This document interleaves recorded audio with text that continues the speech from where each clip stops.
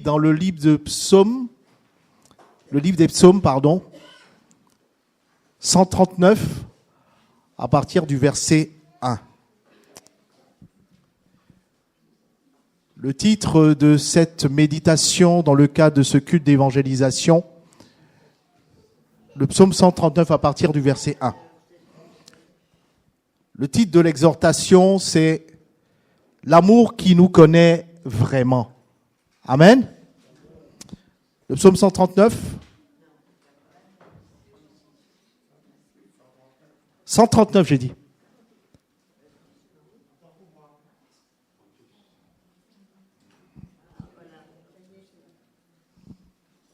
Voilà. Vous y êtes? Merci. Au chef des chantres de David, donc simplement pour nous dire que c'est un psaume que David a écrit pour l'expérience qu'il a eue avec Dieu et qu'il a chanté également. Écoutons bien et lisons bien ce qu'il nous dit. « Éternel, tu me sondes et tu me connais. Tu sais quand je m'assieds et quand je me lève. Tu pénètres de loin ma pensée. Tu sais quand je marche et quand je me couche, et tu pénètres toutes mes voies. Car la parole n'est pas sur ma langue que déjà, ô Éternel, tu la connais entièrement. Tu m'entoures par derrière et par devant, et tu mets ta main sur moi. Une science aussi merveilleuse est au-dessus de ma portée. Elle est trop élevée pour que je puisse la saisir. Où irai-je loin de ton esprit? Et où fuirai-je loin de ta face? Si je monte aux cieux, tu y es. Si je me couche au séjour des morts, t'y voilà. Si je prends les ailes de l'aurore et que j'aille habiter à l'extrémité de la mer, là aussi ta main me conduira et ta droite me saisira. Si je dis au moins les ténèbres me couvriront, la nuit devient lumière autour de moi. Même les ténèbres ne sont pas obscures pour toi. La nuit brille comme le jour et les ténèbres comme la lumière. C'est toi qui as formé mes reins, qui m'as tissé dans le sein de ma mère. Je te loue de ce que je suis une créature si merveilleuse. Tes œuvres sont admirables et mon âme le reconnaît bien. Verset 15, mon corps n'était point caché devant toi lorsque j'ai été fait dans un lieu secret, tissé dans les profondeurs de la terre. Quand je n'étais qu'une masse informe, tes yeux me voyaient et sur ton livre étaient tout inscrits les jours qui m'étaient destinés avant qu'aucun d'eux n'existe. Je veux dire à quelqu'un, Dieu nous connaît parfaitement, jusque dans ce que nous pouvons cacher, et pourtant, il nous aime au point de venir à nous en Jésus-Christ. Amen. Nous vivons dans un monde où on peut être entouré et pourtant profondément seul. On vit des situations parfois difficiles. On affiche des sourires, mais on cache des blessures. On cache des situations difficiles. On montre une image, mais on cache une réalité. Même les croyants, même au milieu de nous, on joue parfois des rôles. Mais le Seigneur veut nous dire qu'il nous aime. Amen. Il veut dire qu'il nous aime comme nous sommes. Je veux poser la question à quelqu'un ce matin, et je me la pose moi-même. Si quelqu'un connaissait vraiment tout de moi, dans les profondeurs, dans les noirceurs, pour prendre un terme de Caroline, est-ce que Dieu m'aimerait encore? Amen. Si quelqu'un me connaissait dans toutes mes profondeurs, est-ce qu'il m'aimerait autant? Non. Mais Dieu nous aime tels que nous sommes. Amen. Beaucoup pensent, si Dieu savait vraiment qui je suis, il me rejetterait. Beaucoup pensent ça. C'est pour cette raison que beaucoup viennent à l'église, parce qu'ils disent, j'ai fait tellement de mauvaises choses que je ne suis pas pour Dieu. La religion, c'est pas pour moi. L'église, c'est pas pour moi. Alors que Dieu nous aime. À l'inverse aussi, beaucoup de chrétiens le disent, je dois être quelqu'un de bien pour être aimé de Dieu. Beaucoup disent ça. Mais le psaume 139 détruit ces deux mensonges. Dieu sait tout. Alléluia. Et il aime quand même. Et cette vérité prend chair en une personne, Jésus-Christ. Amen. Il aimait, la Bible dit il fréquentait les gens de mauvaise vie. Pourquoi? Parce qu'il voulait leur révéler le salut et l'amour de Dieu. Amen. Dieu nous connaît parfaitement. Mais il nous connaît pas pour nous condamner. Il nous connaît pour nous aimer. Dieu connaît toutes nos pensées avant même qu'on les exprime. David le dit. Avant même qu'on exprime ses pensées, il les connaît. Il connaît tout ce qu'on peut cacher à la société, à notre entourage, ce qui se passe dans nos cœurs. Il les connaît. Il connaît également nos luttes cachées. Il connaît nos contradictions. Bien aimé, on peut tromper tout le monde, mais on ne peut pas tromper Dieu. On peut se tromper soi-même, mais on ne peut pas tromper Dieu. On ne peut pas tromper Dieu. Regardez l'expérience qu'il avait vécue avec la femme samaritaine. Il s'est approché, il savait tout d'elle, mais il a pris le temps de lui manifester l'amour et le don de Dieu. Elle a voulu cacher sa vie. Elle évite les regards. Quand elle va au puits, elle attend que tout le monde soit parti pour aller puiser son eau.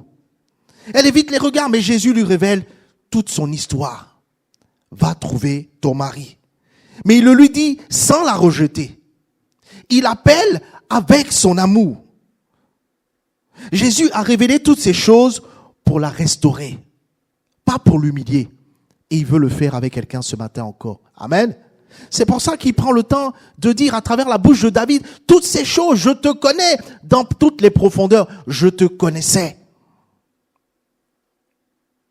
Comme un médecin, le médecin il connaît la maladie, mais pas pour condamner le patient, mais pour le guérir, pour proposer une solution de restauration. Dieu met en lumière ce qui est caché pour nous sauver. Amen. Alors oui, Dieu connaît tout, mais une question reste. Où est Dieu quand je suis au plus mal?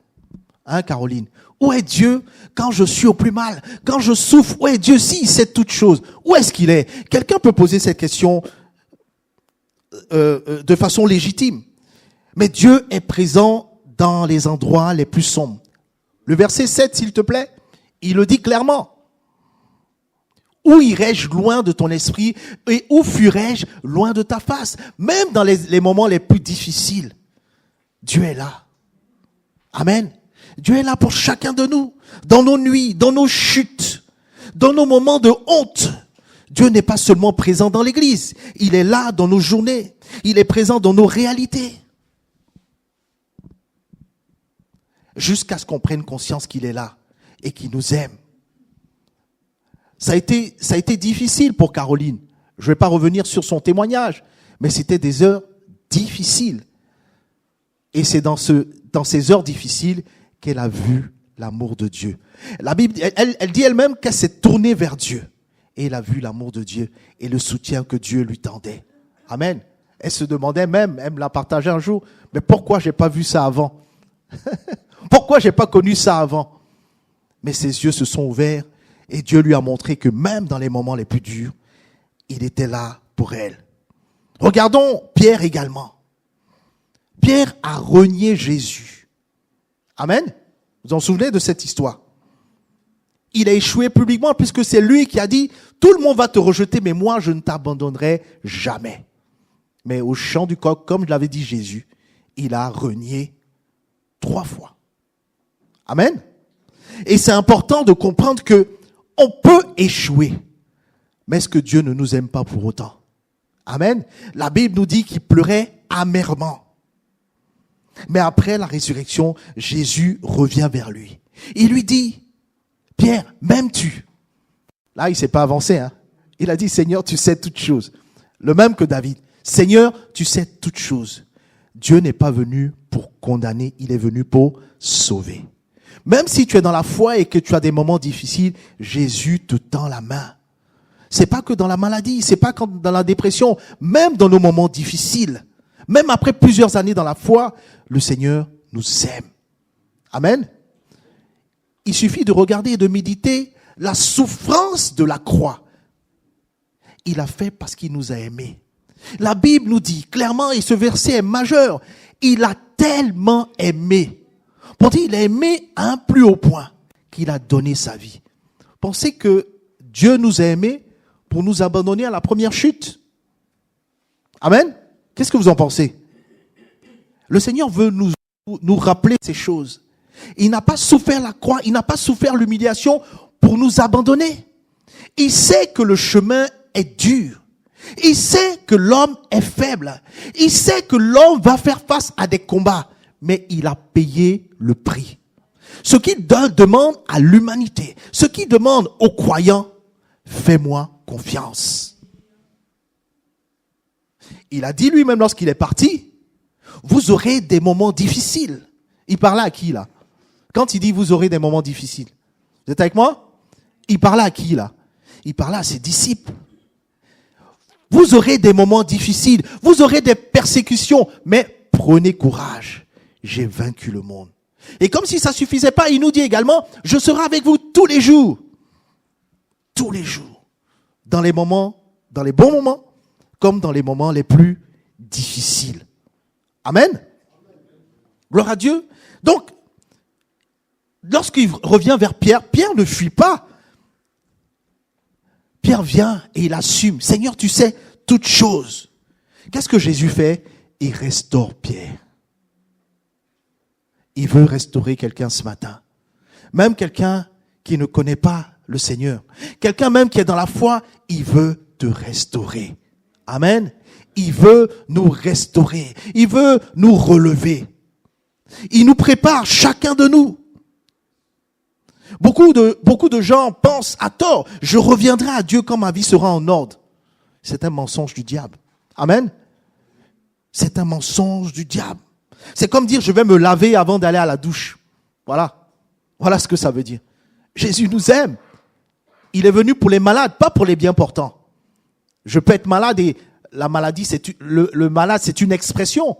Mais tous ceux qui vivent des moments difficiles, tous ceux qui font face encore à des chaînes, Jésus nous dit qu'il nous aime. Il est venu pour nous. Et quand on regarde l'histoire de Pierre de plus près, c'est éloquent. Il a marché combien d'années avec Jésus? Pierre. Il a marché 3 ans, matin et soir. C'était physique. Mais ça ne l'a pas empêché de trancher l'oreille. Ça ne l'a pas empêché de dire « Faisons tomber le feu du ciel sur ce village qui ne nous accueille pas ». Ça ne l'a pas empêché de renier Jésus. Mais qu'est-ce que Jésus a fait? Jésus l'a toujours aimé, a toujours tendu la main. Amen. Je veux dire à quelqu'un, Jésus n'a pas changé. Hein? Amen. Il n'a pas changé, il est le même. Il n'est pas venu pour condamner, il est venu pour sauver. Qu'on le comprenne une bonne fois pour toutes. Ce message, c'est pour ceux qui ne connaissent pas Dieu, mais c'est également pour nous encourager, à nous qui sommes dans la foi depuis un certain temps. Dieu nous connaît, Dieu est présent, mais il y a quelque chose d'encore plus bouleversant. Dieu s'intéresse-t-il autant à nous? Est-ce que notre vie l'intéresse? Amen. Prenons le verset 13. C'est toi qui as formé mes reins et qui m'a tissé dans le sein de ma mère. Dieu a pris du temps. Peut-être que nous, les hommes, dans nos projets, on fait quelque chose et après on jette.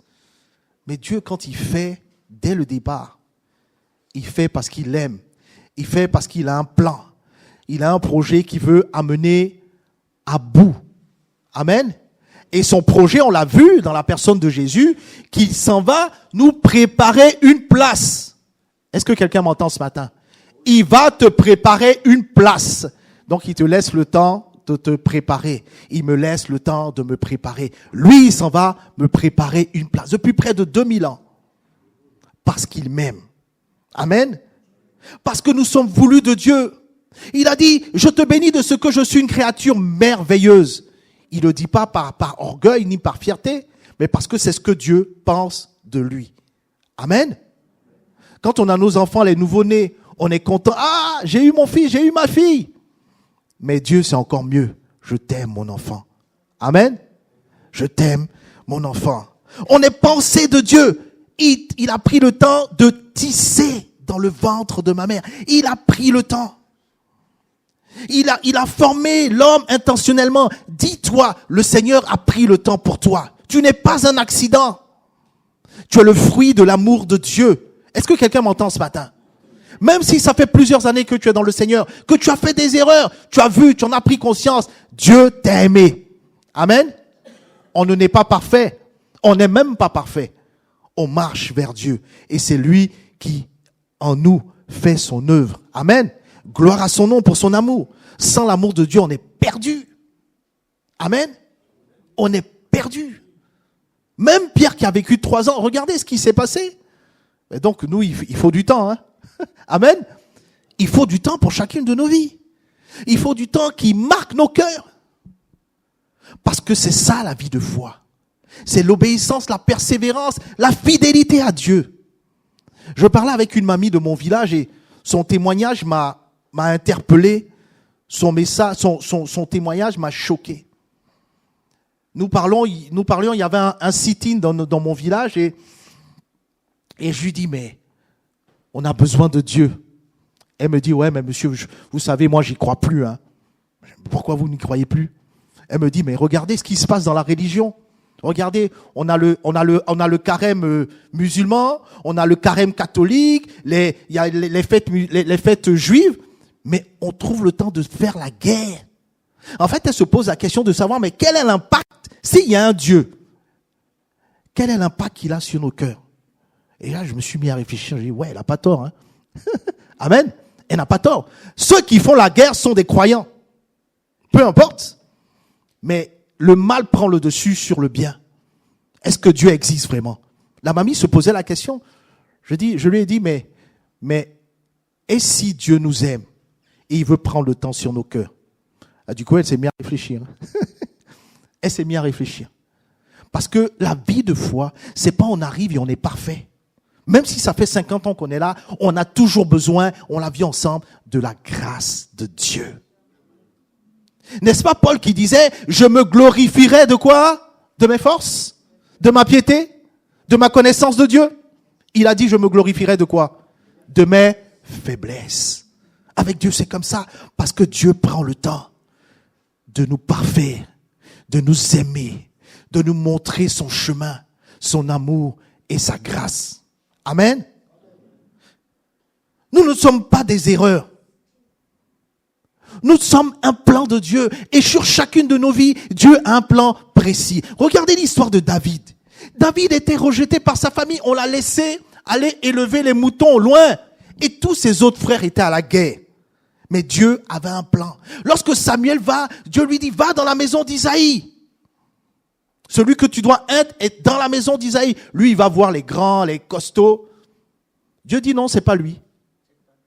Alors que David, rejeté de sa famille, méconnu de ce que Dieu était en train de faire, Dieu dit, David, il accomplira, homme selon mon cœur, qui accomplira toutes mes volontés.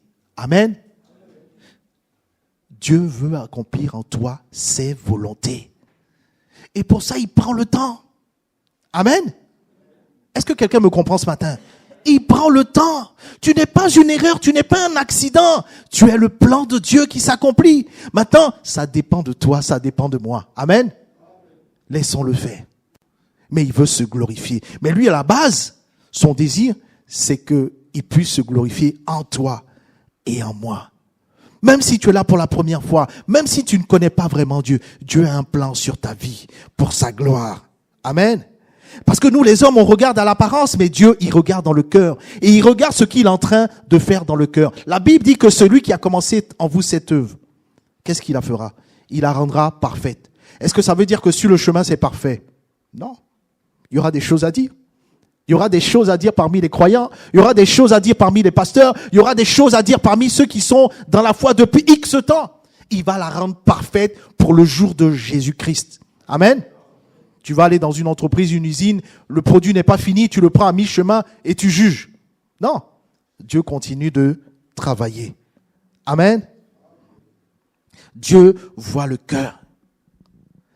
Et ce qui est important de comprendre aussi, c'est de comprendre que à qui on appartient en fait? Amen. À qui on appartient? Il dit, tu m'as tissé dans le ventre, tu as formé mes reins. En fait, il a pris le temps. En fait, ça appartient à qui? Tu appartiens à qui? J'appartiens à qui? Nous appartenons à Dieu. C'est vrai qu'il a mis en chaque être humain, le libre arbitre. Mais on lui appartient. Amen. Je veux dire à quelqu'un, un objet peut être banal.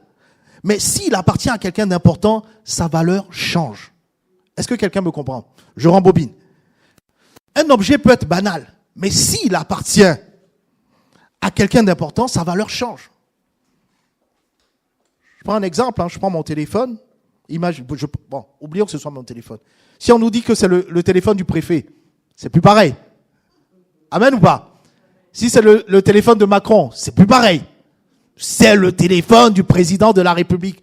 Dis-toi, tu es important parce que tu appartiens à Dieu. Est-ce que quelqu'un me comprend ce matin? Tu es important parce que tu appartiens à Dieu. Même si tu n'es pas défini comme les gens doivent te définir. Regardez David. Il était avec les animaux. Mais il appartenait à Dieu. Amen. Sa vie a changé quand il a pris conscience. Amen. C'est important.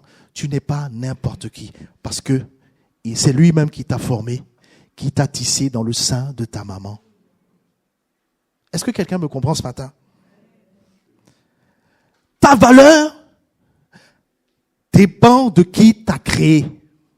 Amen. Ta valeur dépend de qui t'a créé. Maintenant, quand tu t'engages dans la foi et tu crois au sacrifice de Jésus à la croix, tu as la valeur du sang de Jésus. Amen. La valeur du sang de Jésus. C'est plus pareil. Amen. Je ne sais pas pour vous, mais le Seigneur m'a donné d'avoir une mentalité, une philosophie. Quand quelqu'un me dit qu'il est croyant, mon regard vis-à-vis de lui change. Vous savez pourquoi? Pas parce qu'il est parfait, parce qu'il appartient à Dieu. Et Dieu a le regard sur lui. Amen. J'ai non seulement de l'affection parce qu'il appartient à Dieu, mais j'ai du respect parce que Dieu est en train de travailler. Amen. Je ne l'ai pas fait, c'est pas la théologie, c'est le Seigneur qui m'a mis à cœur de voir les choses comme ça. C'est plus pareil.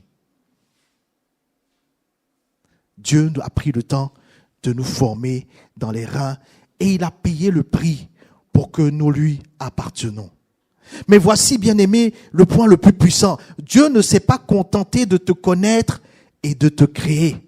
Dieu nous a aimés jusqu'à venir à nous en Jésus-Christ. Il aurait pu rester au ciel, mais il est venu à nous en Jésus-Christ. La Bible nous dit dans Jean 1,14, la parole a été faite chair. Dieu n'est pas resté distant, il est rentré dans notre histoire en Jésus-Christ. Amen. Il est venu lui-même. Il n'est pas resté loin. Il est venu lui-même pour que chaque homme comprenne que Dieu est venu vers lui. Apocalypse le dit à raison, je frappe à la porte. Si quelqu'un entend ma voix, il frappe à la porte du cœur de l'humanité. Libre à chacun de répondre, libre à chacun de nous de répondre. Mais il est venu parce qu'il a vu notre souffrance. Et il est venu. Il a vu notre péché. Qu'est-ce qu'il a fait? Il a pris ma place à la croix. Alléluia. Il a pris ma place à la croix. Pour que je ne sois plus jugé selon mon péché, mais selon sa justice. Il a vu ma honte. Il a porté également à la croix. Regardez l'histoire du fils prodigue. Le fils prodigue a décidé de s'éloigner. C'est l'humanité lorsqu'on décide, j'ai pas besoin de Dieu, je peux faire tout sans Dieu. Il se perd et il revient.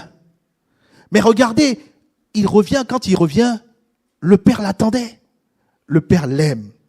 Le père court vers lui. Un père qui court vers ceux qui reviennent. C'est pour ça que la Bible dit qu'il y a la fête au ciel pour un pécheur qui se repent. Parce que Dieu est content. Amen. Est-ce que le Seigneur nous parle à chacun de nous? Je ne sais pas pour vous, mais moi, lorsque je parle ça, je parle à moi-même, et je bénis Dieu. Alléluia. Parce qu'il m'aime. Son amour pour moi est éternel. Il aimait chaque être vivant. Il a même aimé Judas. Il a interpellé. Parce que depuis le ventre de sa maman, il le connaissait et il l'aimait. Dieu ne nous aime pas parce que nous sommes bons. Est-ce que quelqu'un m'entend ce matin? Il ne t'aime pas parce que tu es bon. Dieu t'aime parce que Christ est mort pour toi. Pas parce que tu es bon. Amen. Et ça, c'est important de le comprendre. C'est important de le noter. Lorsque nous étions ennemis de Dieu, il est mort pour nous. Il est mort par amour. La seule motivation d'amour, c'est celle de Jésus à la croix. Amen. Et son amour dépasse tout. Nous, entre hommes, on va s'aimer que quand on s'apprécie. Amen ou pas? Mais Dieu nous aime alors que nous sommes ennemis de Dieu. Et quand bien plus, lorsqu'on s'engage avec Dieu, il nous aime toujours. Et son amour, je veux le dire, son amour pour nous est constant. Il sait tout de nous, mais il nous aime. Amen. C'est important de le noter. Aujourd'hui, 2 catégories de personnes à qui le Seigneur veut s'adresser ce matin. Ceux qui ne connaissent pas Dieu. Je veux te dire, tu pensais que Dieu était loin, que Dieu va te juger. Comme il y a quelques mois, il y a 2 dames qui fréquentent l'assemblée de temps à autre. Elles me disaient, mais quand je viens à l'église, j'ai l'impression que Dieu est fâché contre moi. Je dis, mais quel mensonge du diable. Dieu t'aime. Dieu t'aime. Prends conscience que Dieu t'aime. Et une autre fois, alors qu'on priait, elle s'est mise à pleurer. Elle me disait, mais je sais pas, je sens l'amour de Dieu sur mon cœur. Je dis, gloire à Dieu, si c'est lui-même qui te révèle ça, au moins tu vas pas dire que c'est le pasteur qui m'a raconté des bêtises. Gloire à Dieu. Aujourd'hui, tu entends ce message. Dieu veut te dire, il te connaît et il t'appelle. Amen. Il te connaît et il t'appelle. Ta vie n'est pas un hasard. Ta vie est l'objet de l'amour de Dieu. À ceux qui sont déjà dans la foi, peut-être que tu vis avec un masque, peut-être que tu t'es éloigné intérieurement, tu viens là tous les dimanches et tu as une vie de piété, mais peut-être qu'à l'intérieur c'est difficile, tu as perdu la simplicité de l'amour. Dieu ne te demande pas une performance, Dieu veut une relation vraie. Une relation vraie, vous savez ce que c'est? C'est pas je viens quand tout va bien, mais même quand ça va mal, je viens vers Dieu et il m'aime. Amen. Il veut une relation qui vit nos moments difficiles, nos moments de joie, nos moments de peine, nos moments de difficulté. Il nous aime. Ma grâce te suffit. Amen. Alors aujourd'hui, arrêtons de fuir. Arrêtons de nous cacher. Parce qu'on peut cacher les choses aux hommes, mais on ne peut pas cacher à Dieu. Amen. Venons tels que nous sommes. Jésus n'attend pas une version améliorée de nous. Et on peut baisser les têtes et méditer sur ces paroles. Je veux dire à quelqu'un, sous accompagnement musical, je veux dire à quelqu'un, Dieu nous aime tels que nous sommes. Tels que nous sommes. On peut se cacher aux hommes, mais on ne peut pas se cacher à Dieu. L'appel de Dieu ce matin, viens à moi tel que tu es.